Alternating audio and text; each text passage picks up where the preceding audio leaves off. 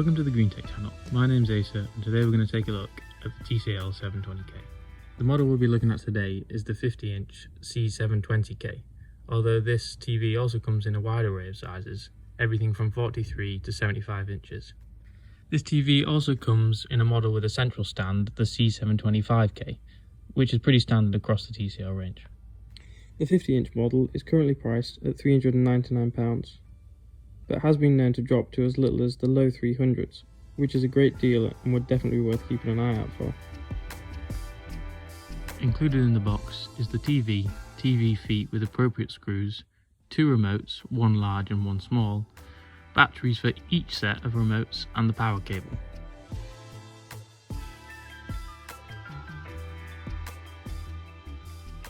The larger remote features channel numbers, whereas the smaller remote only contains the necessary TV controls. This is a welcome relief to anyone that is purely using this screen for the purpose of streaming content or gaming, as the smaller remote is more comfortable in the hand and easier to use. Now let's move on to the TV.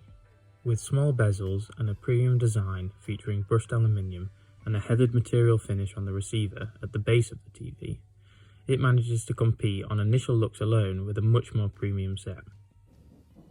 However, the rear of the TV features much cheaper materials, including scratchy plastics.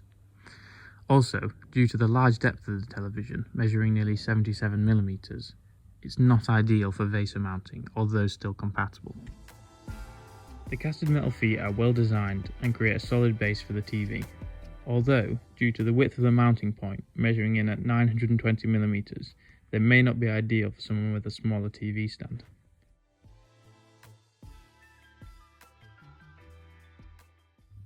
The TCL C720K offers up a 4K QLED display with a 60Hz refresh rate that supports HDR10 and Dolby Vision.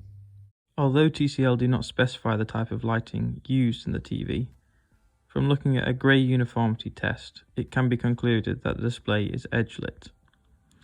This does lead to some grey uniformity issues. However, at this price, it does a sufficient job at maintaining a relatively consistent colour with only slight bleeding around the outer edge. With no local dimming and a relatively low peak brightness, the TV's ability to reproduce HDR10 content is relatively weak. However, with Dolby Vision support comes some clever technology allowing you to get the most out of this TV. The use of dynamic metadata allows for each scene to shift the brightness curve rather than having a standard brightness curve across the whole piece of content. This effectively means that the content never appears too dark or washed out. Sadly though, due to the HDR10 standard not being as demanding as Dolby Vision, its support on this TV is slightly underwhelming and can lead to some scenes being too dark, especially in a bright room. As a result, this TV is likely best suited to individuals who intend to use it for nighttime viewing or in a dimly lit room. This is my dad. What do you think he kills with those? Anything that swims.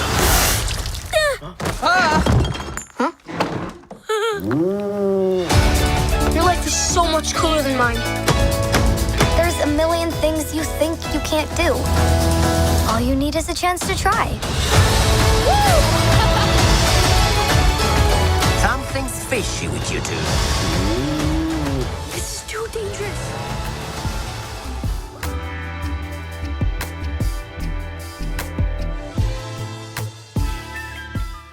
The TV has two 15-watt downwards firing speakers and supports Dolby Audio, Dolby ATMOS, DTS HD and DTS-X. When sat directly in front of the display, ATMOS is noticeable but not amazing, with slightly muddied central channels but a generally good sound. The sound quality in no way compares to a dedicated sound system or soundbar, however at this price point, the audio quality and technology in this TV is outstanding. Silencio Bruno. Louder. Silencio Bruno. Silencio Bruno. Silencio Bruno. Can you still hear it? Nope, just you. Good. Now hang on. In this next section, we're going to compare the TV's audio to a Sonos One. Although these aren't directly competitive products, it should help give some idea to the strengths and weaknesses of the TV's audio capabilities.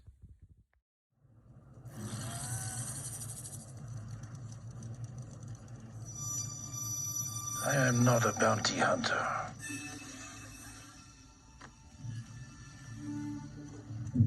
I've heard otherwise.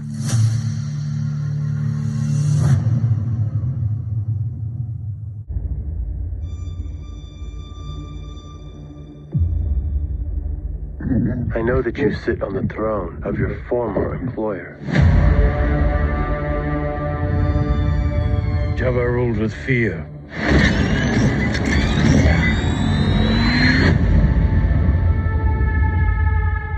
I intend to rule with respect.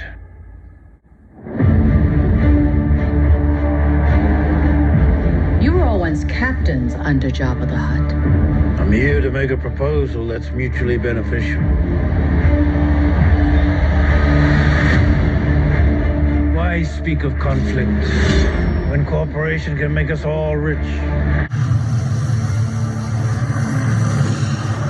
What prevents us all from killing you and taking what we want?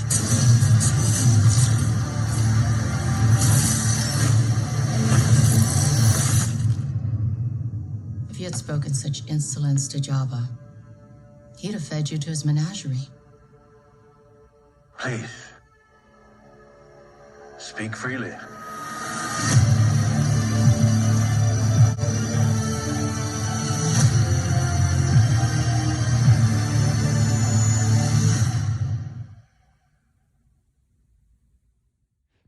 Hopefully, you should have been able to hear that the TV offered much better bass response, although this is to be expected, being that it has two larger speakers.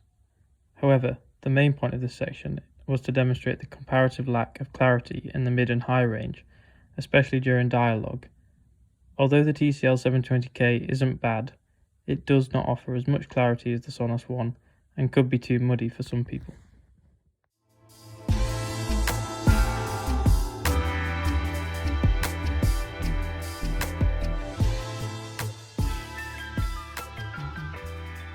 This TV has the Android TV 9 OS, with the latest interface update for 2021.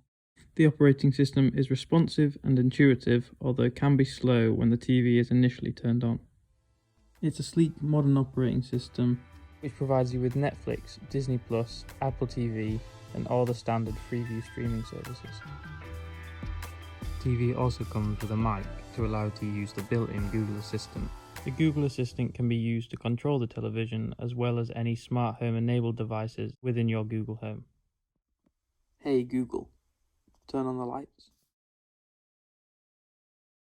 One of the main benefits of this being an Android TV is that the updates are done by Google, which likely means the TV will receive regular improvements, unlike its competitors using proprietary software such as Samsung.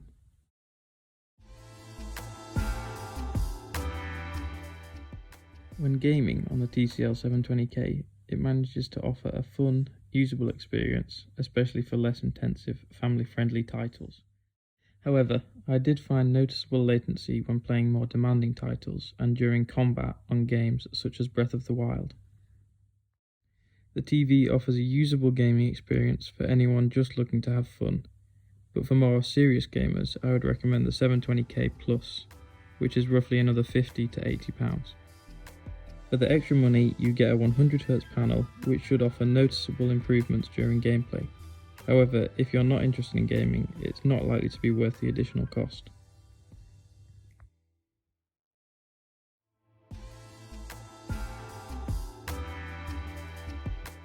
Overall, I would say the TCL C720K is likely one of the best bang for your buck TVs in the market in early 2022. If you're fortunate enough to get it for around £300, I don't think you'd be disappointed. With its wide array of support for industry standard audio and visual technologies, and its impressive sleek design, it's well worth the investment. If you are interested in purchasing the TCL C720K, you can find a link to the product on Amazon in the description.